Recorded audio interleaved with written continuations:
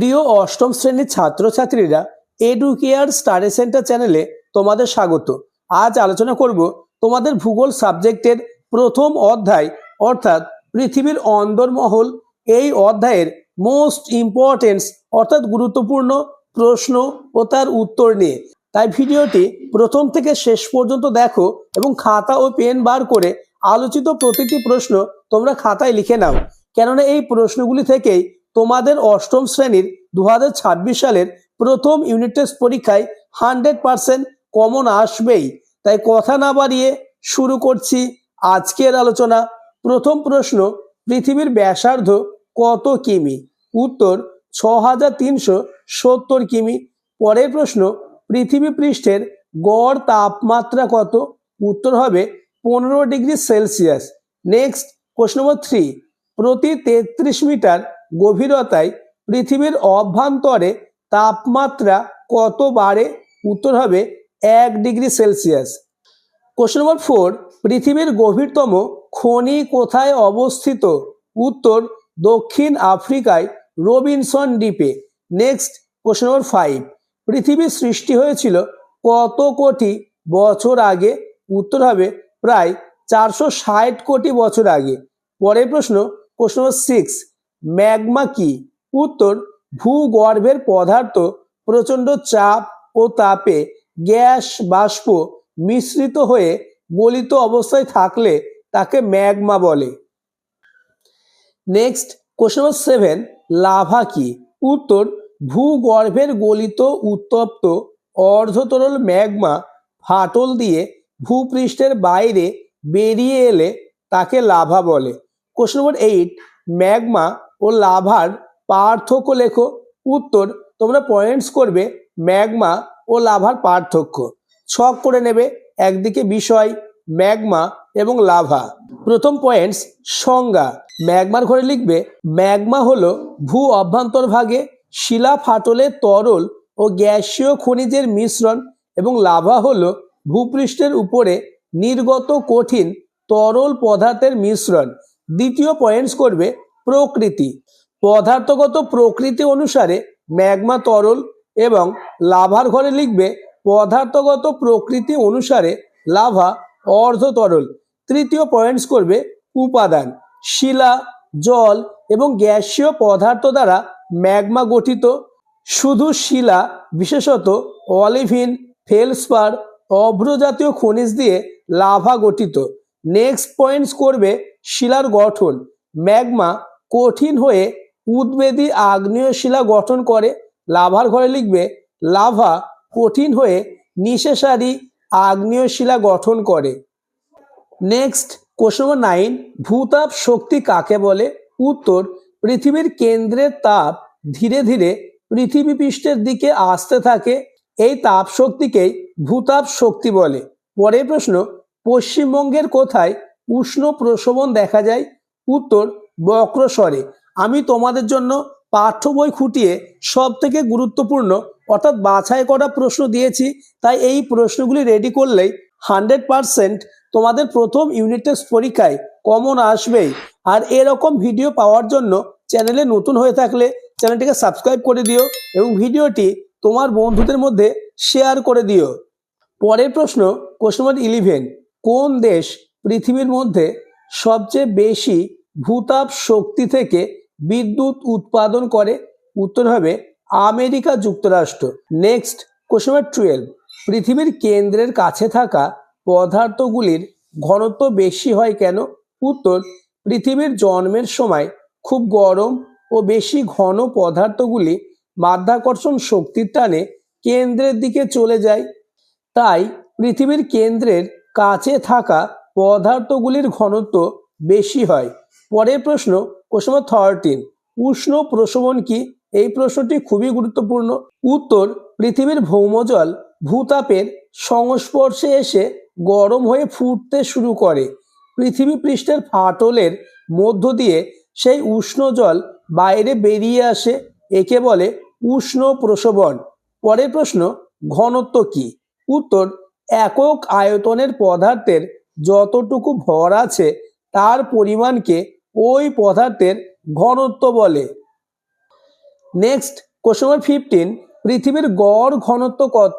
উত্তর 5.5 গ্রাম পার ঘন সেমি। 16 নম্বর কোশ্চেন, কোন তরঙ্গ কঠিন তরল যে কোনো মাধ্যমের মধ্য দিয়ে যেতে পারে?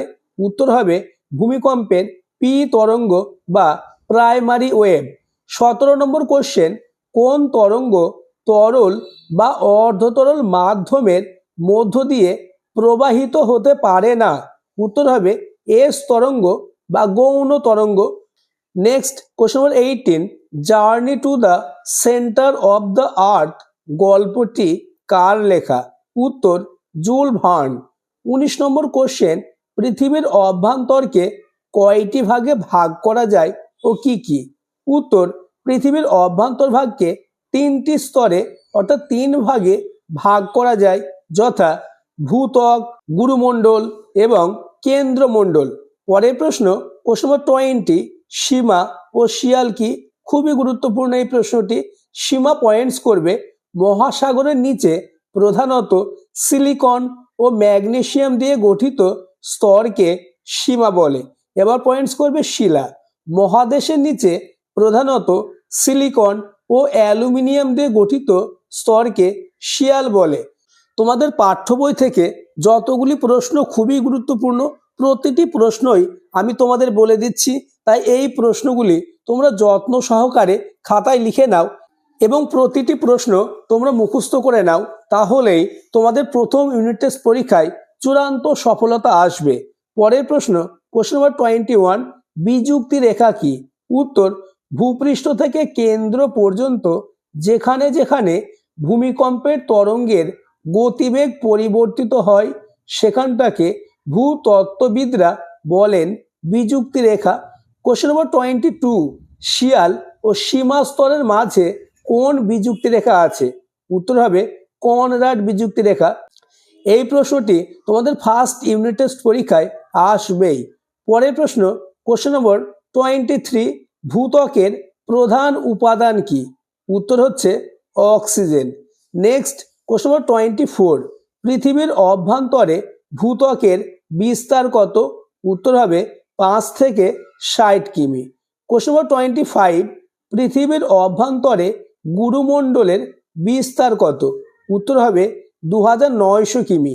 পরের প্রশ্ন কোশ্চেন নম্বর 26, ক্রোফোসীমা ও নিপেসীমা স্তর কাকে বলে? উত্তর তোমরা পয়েন্টস করবে ক্রোফোসীমা গুরুমণ্ডলের 30 থেকে 700 কিমি পর্যন্ত অংশে ক্রোমিয়াম, লোহা, সিলিকন ও ম্যাগনেসিয়ামের প্রাধান্য দেখা যায়, এই অংশটিকে ক্রোফোসীমা স্তর বলে। নেক্সট পয়েন্টস করবে নিপেসীমা গুরুমণ্ডলের 700 থেকে 2900 কিমি পর্যন্ত অংশে নিকেল, লোহা, সিলিকন ও ম্যাগনেসিয়ামের প্রাধান্য দেখা যায়, একে বলে নিপেসীমা। পরের প্রশ্ন কোশ্চেন নম্বর 27, ভূত্বক ও গুরুমণ্ডলের মাঝে কোন বিযুক্তি রেখা আছে? উত্তর হবে মোহ বা মোহরভিসিক বিযুক্তি রেখা। পরের প্রশ্ন কোশ্চেন নম্বর 28, ক্রোফোসীমা ও নিপেসীমার মাঝে কোন বিযুক্তি রেখা আছে? উত্তর হবে রে-পিত্তি বিযুক্তি রেখা। পরবর্তী প্রশ্ন আলোচনার আগে আবার বলবো, চ্যানেলে নতুন হয়ে থাকলে চ্যানেলটিকে সাবস্ক্রাইব করে দেবে এবং ভিডিওটি তোমার বন্ধুদের মধ্যে শেয়ার করে দেবে।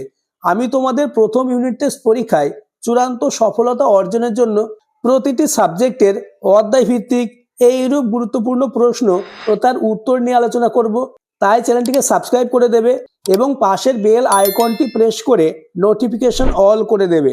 পরের প্রশ্ন কোশ্চেন নম্বর 29, শিলামণ্ডল কি নিয়ে গঠিত হয়? এর গভীরতা কত? উত্তর শিলামণ্ডল ভূত্বক ও গুরুমণ্ডলের উপরি অংশ নিয়ে গঠিত। শিলামণ্ডলের গভীরতা 100 কিমি। পরের প্রশ্ন কোশ্চেন নম্বর 30, অ্যাস্ট্রোস্ফিয়ার কাকে বলে? উত্তর শিলামণ্ডলের নিচে এবং গুরুমণ্ডলের উপরের অংশে গলিত ও নমনীয় স্তর দেখা যায়। মূলত সান্দ্র অবস্থায় থাকা শিলায় গঠিত এই স্তরকে অ্যাস্ট্রোস্ফিয়ার বলে। কোশ্চেন নম্বর 31, অ্যাস্ট্রোস্ফিয়ার শব্দের অর্থ কি?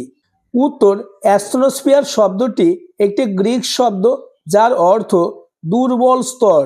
পরের প্রশ্ন কোশ্চেন নম্বর 32, কোন স্রোত ভূগর্ভের তাপকে উপরের দিকে বয়ে নিয়ে যায়? উত্তর পরিচলন স্রোত। নেক্সট কোশ্চেন নম্বর 33, কেন্দ্রমণ্ডলের বিস্তার কত? উত্তর হবে 2900 থেকে 6370 কিমি পর্যন্ত। নেক্সট কোশ্চেন নম্বর 34, কোন স্তরের অপর নাম নিফে এবং কেন? উত্তর কেন্দ্রমণ্ডলের অপর নাম নিফে, কারণ কেন্দ্রমণ্ডল অত্যন্ত ভারী নিকেল আর লোহা দিয়ে তৈরি বলে কেন্দ্রমণ্ডলকে নিফে স্তর বলা হয়। পরের প্রশ্ন, কোশ্চেন নম্বর 35, পৃথিবীর চৌম্বকত্ব সৃষ্টিকারী স্তর কোনটি? উত্তর হবে বহিঃকেন্দ্রমণ্ডল। অর্থাৎ পৃথিবীর কেন্দ্রমণ্ডলের দুটি ভাগ রয়েছে, একটা হচ্ছে অন্তঃকেন্দ্রমণ্ডল এবং অপরটি হচ্ছে বহিঃকেন্দ্রমণ্ডল। এই বহিঃকেন্দ্রমণ্ডলই হচ্ছে পৃথিবীর চৌম্বকত্ব সৃষ্টিকারী স্তর। পরের প্রশ্ন, কোশ্চেন নম্বর 36, গুরুমণ্ডল ও কেন্দ্রমণ্ডলের মাঝে কোন বিযুক্তি রেখা আছে? উত্তর হবে গুটেনবার্গ। নেক্সট এবং আজকের আলোচনার লাস্ট প্রশ্ন, কোশ্চেন নম্বর 37, বহিঃকেন্দ্রমণ্ডল ও অন্তঃকেন্দ্রমণ্ডলের মাঝে কোন বিযুক্তি রেখা আছে? উত্তর হচ্ছে লেহম্যান। এই আলোচিত 37টি কোশ্চেন তোমরা খাতায় লিখে নাও এবং খুব ভালোভাবে মুখস্থ করে নাও, কেননা এই 37টি প্রশ্ন পড়লেই তোমাদের প্রথম অধ্যায় অর্থাৎ পৃথিবীর অন্দরমহল পুরো কমপ্লিট হয়ে যাবে, আর কোনো প্রশ্ন পড়ার প্রয়োজন হবে না। আলোচিত প্রশ্ন থেকেই তোমাদের প্রথম ইউনিট টেস্ট পরীক্ষায় 100% কমন আসবেই। তাই প্রতিটি প্রশ্ন তোমরা খাতায় লিখে মুখস্থ করে নাও। আর যারা যারা এই আলোচিত প্রশ্ন এবং তার উত্তরের PDF নিতে চাও তারা আমার সাথে এই হোয়াটসঅ্যাপ নাম্বারে যোগাযোগ করো। আর পরবর্তীতে কোন সাবজেক্টের বা কোন অধ্যায়ের এইরূপ গুরুত্বপূর্ণ প্রশ্ন ও তার উত্তর নিয়ে আলোচনা করলে তোমাদের সুবিধা হবে তা আমাকে কমেন্টে জানাবে।